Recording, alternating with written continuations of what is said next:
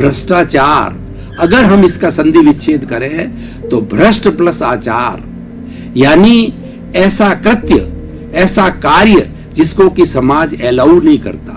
समाज की अपनी एथिक्स है, समाज के अपने नियम हैं, समाज के अपने कानून हैं, समाज के अपने कायदे हैं, समाज के यहाँ अपने जीवन जीने की पद्धति है। अगर उसके विरुद्ध कोई भी व्यक्ति आचार करता है तो वो भ्रष्ट आचार कहलाता है। और सारा कार्य जो है, जो एथिक्स के विरुद्ध कार्य किया जाता है, इमोरल, अनैतिक कार्य जो करता है, वो सारा भ्रष्टाचार कहलाता है। तो इसलिए भ्रष्टाचार एक ऐसी बुराई है जो कि समाज को गुण की तरह खाने लगती है और ये समाज में बिगाड़ करती है। इससे हमारे जो मनुष्य उनकी मानसिकता खराब हो जाती है, नेगेटिव थिंकिंग आ जाती है और इस बुराई के कारण धीरे धीरे समाज का पतन होने लगता है, उत्थान की जगह पतन होता है। इसीलिए ये भ्रष्टाचार एक ऐसी बीमारी है, उसका जड़ से उन्मूलन कर देना चाहिए, यानी इसकी जड़ को निकाल देना चाहिए। जड़ होती है वो क्या करती, पोषण करती है। इसीलिए पानी देते हम जड़ के अंदर दिया जाता, सिंचन जड़ को दिया जाता है। पत्तों को सींचने से पौधा कभी भी जीवित नहीं रहता है, जड़ के सिंचन से जीवित रहता है। तो भ्रष्टाचार का उन्मूलन जड़ से कर दिया ना जाना चाहिए, बहुत बड़ी सामाजिक बुराई है। अब भ्रष्टाचार मुख्य किस तरीके के भ्रष्टाचार होते हैं जो कि हमारे समाज में निंदनीय है, उनके बारे में बात करेंगे।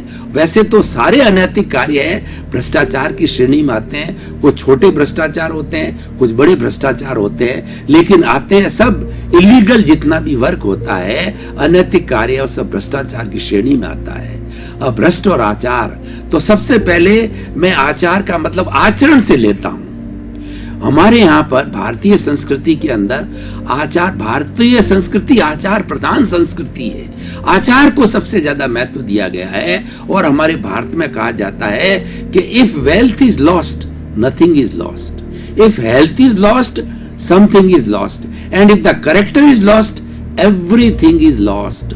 हमारे यहाँ शुरू से ऋषियों ने, मुनियों ने, चाहे वेदों के समय ले हो, चाहे उपनिषदों के समय से ले हो, चाहे मोहनजोदड़ो, हड़प्पा की खुदाई के अवशेषों को ले हो, तो हमारे यहाँ चरित्र को सबसे ज्यादा ऊंचा स्थान दिया गया है। और चरित्र जिसका अच्छा होता है वह व्यक्ति पूजनीय होता है, वंदनीय होता है, और वह व्यक्ति आगे जाकर के अपनी आत्मा का बहुत बड़ा विकास कर लेता है और सिद्ध बुद्ध मुक्त की अवस्था तक भी पहुंच जाता है।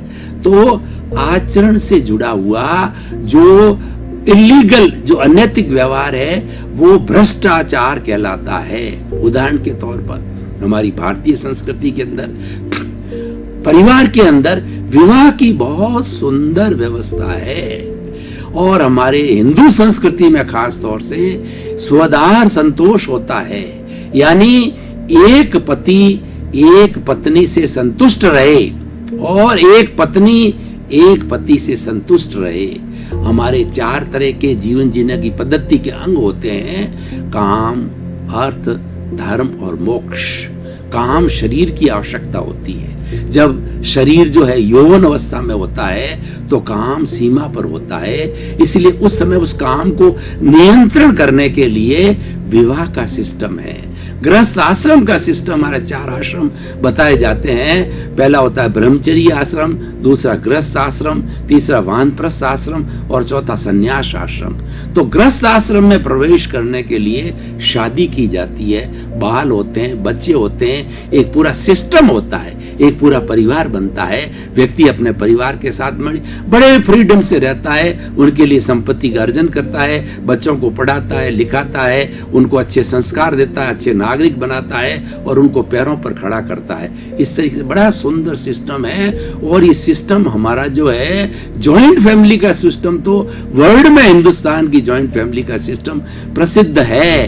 पूरे विश्व के अंदर ऐसा सिस्टम कहीं नहीं है। भारत में आज तो न्यूक्लियर फैमिली हो गई है कि पति पत्नी यानी एक अपना ही परिवार होता है। पहले 3-3, 4-4 पीढ़ियां एक छत के नीचे 30, 40, 50 मेंबर 3-3, 4-4 जनरेशन साथ रहते थे, एक ही चूल्हे पे सब भोजन करते थे और हिलमिल के रहते थे, बड़े आराम से रहते थे और वहां यथासंविभाग होता था, सबको बराबर बराबर हिस्सा मिलता था और सबके काम बटे हुए रहते थे, कोई किसी काम में पंचायती नहीं करता था।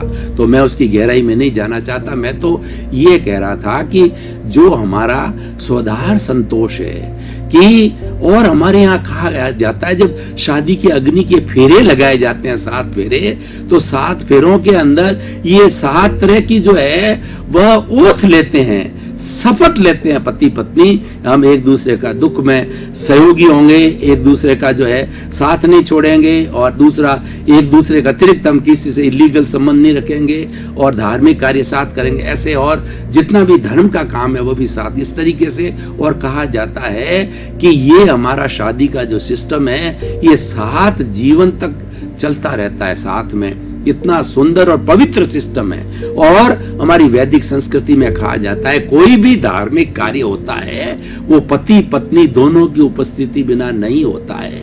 मैं आपको उदाहरण के तौर पर बताऊं, अश्वमेध यज्ञ किया जाना था, तो विश्वामित्र जी ने भगवान राम को जो अश्वमेध यज्ञ करना था अयोध्या के जो है वो समृद्धि के लिए, तो प्रश्न हुआ कि उस वक्त में राम जो है वो अयोध्या के राजा थे लेकिन सीता वनवास में थी।